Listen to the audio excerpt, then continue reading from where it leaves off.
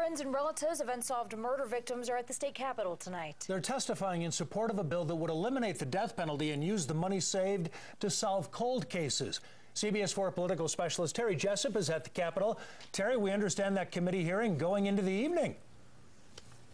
It's still going on. It's lasted nearly 3 hours, Jim, and shows no signs of letting up. This is a bill that was killed last session. As you noted, it would shift the funds that are currently used to prosecute these death penalty cases to go to investigate more than 1,400 unresolved homicides in this state that date all the way back to 1970.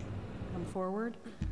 Diane Reichert had a classmate at Englewood High School murdered back in 1968, a homicide that remains unsolved. She showed the House Judiciary Committee pictures of several sexual assault murder victims who she said might still be alive if her friend's killer had been caught. In going over the FOHVAMP's records, I have found 6 other murders in that area over the next 15 years. My contention is if they had solved her case, that possibly these other women would still be alive. The murderers are still out there and they're still murdering.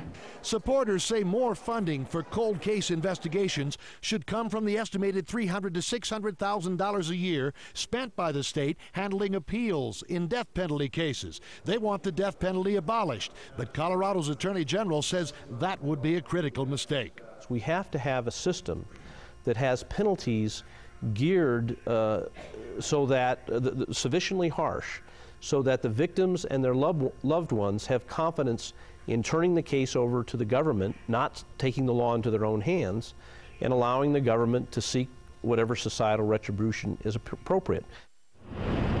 And the Attorney General was just preparing to testify when we left the committee hearing room just a short time ago.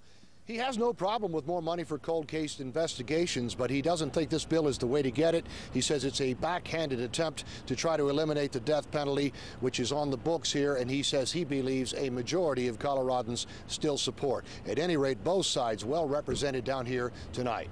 We're live at the Capitol. Terry Jessup, CBS 4 News. Terry, thanks for the update.